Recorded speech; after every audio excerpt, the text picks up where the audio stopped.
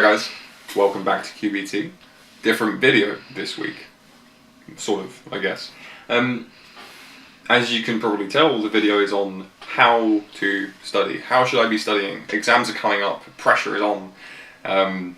Maybe you're doing your A-levels and you're considering about how to start best revising for your exams next year, for your A2 exams. Or maybe you're in year 10 and you're thinking about GCSE revision. The best time to be starting is really now, as soon as you can. And I've compiled a really nice detailed tutorial which is heavily backed by a lot of neuroscientific research. Okay, so I'm not just pulling this out of a hat. I've thought about this, there's a lot of evidence behind this. So give the tutorial a watch, take some notes, have a think about how you might embed this strategy into your revision, and I'm willing to bet that it's going to help you substantially. Okay, check it out guys. Okay, so like I said, exams are coming up, so you guys need to know how to revise. This is not one of those stupid, thinking math things that, you get at school. This is a bulletproof way to revise. If you do this, you will do better in your exams. I have never seen this method not work, okay? So if you follow this, then I'm almost certain that you will do better in your exams. So let's talk about it in a bit of detail and let's see if we can get you to apply it. So you pick a topic, right? Let's say you're doing forces for physics, yeah? So all of Newton's stuff, yeah? Force is equal to the change of momentum over time, all of these things, okay? And the first thing that you're going to do is you're going to brain dump, okay? Now, what does brain dumping mean? Effectively, what you're doing is you are writing down everything that you can remember about that topic, okay? So you're going to write down everything that you know already about that topic. Now, the next thing that you're going to do, as you're writing everything down, you are going to consequentially spark questions, okay? You are going to make a list of questions from your brain dump, okay? Whether you like it or not. So I might be writing Newton's first law, yada, yada, yada, and then I might think, oh, I don't actually know Newton's second law. And then you would write down in a separate bit of paper, what is Newton's second law? And then I would be writing out force is equal to mass times acceleration. Great, okay, but isn't there another equation for force? Oh, I don't know what that is. What is the equation for force and momentum, right? So what you have is a section of things that you know, yeah, and then underneath you have a list of questions that have come from these statements, okay? The next step is to answer the questions, okay?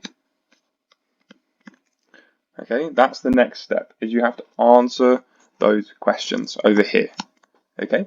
Now, once you've brain dumped everything that you know, you've written out your consequential questions and you've answered them, you will be in a position where you will have built up a very nice reservoir of knowledge, okay? Now, once you've done that, the next step is application, okay? The next step is applying your knowledge, and the way that you do that is past paper questions, okay? PPQs, yeah?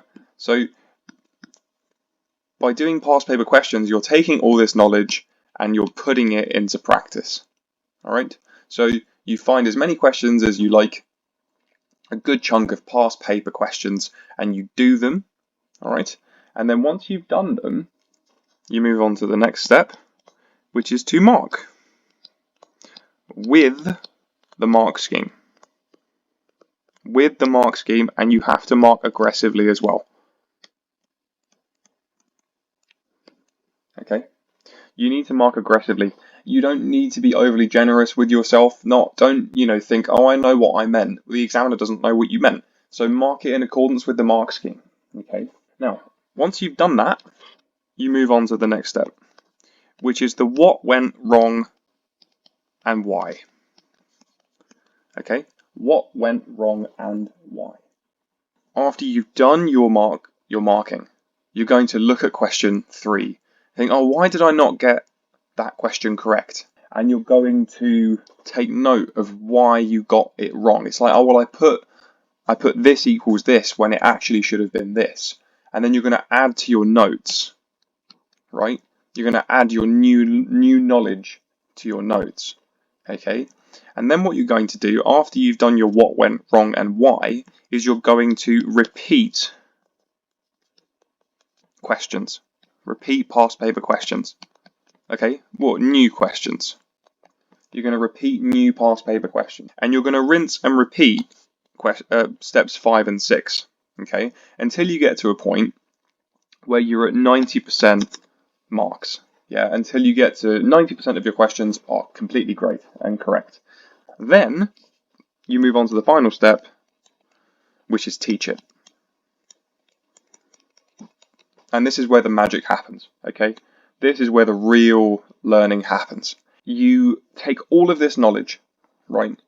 You've done your brain dump, you've come up with your questions, you've answered your questions, you've applied your knowledge, you've fine-tuned your knowledge, right?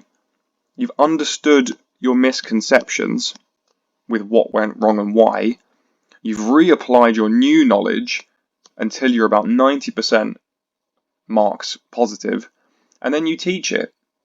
And the teaching is the best bit, because what teaching allows you to do is consolidate that information. Okay, we see in neuroscience, because you guys know, I don't know if you know, my background is in neuroscience. So teaching is a massively important step in consolidating memory. Okay, it really facilitates the transfer from short to long-term memory stores in the brain. So you really need to get to this place, okay, to teaching. Because if you can get to teaching it with confidence, you will never forget it, okay? And that is how you get to a place where you can walk into an exam and be 100% confident. So this is obviously something that takes time. This is not something that you can be doing the night before your exam. This doesn't work the night before your exam. Of course it doesn't. This is something that takes a long time, okay? And you should really be doing this as you go along. So revise consistently, yeah? Consistent and staggered. Staggered revision.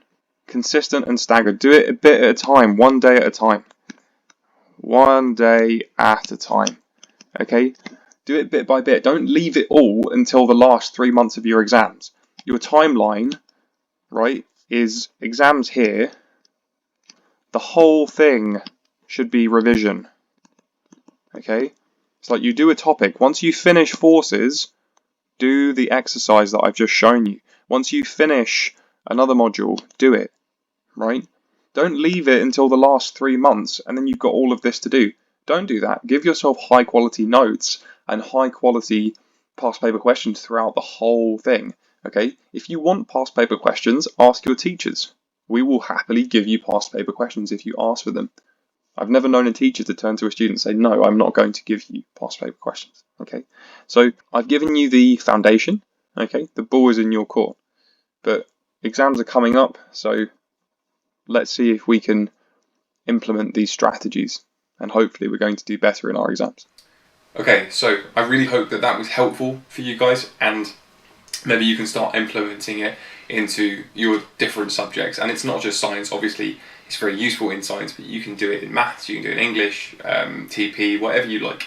But that's it for this video from us at QBT. Please like and subscribe, it really helps the channel grow and it helps us get more content to you guys, okay?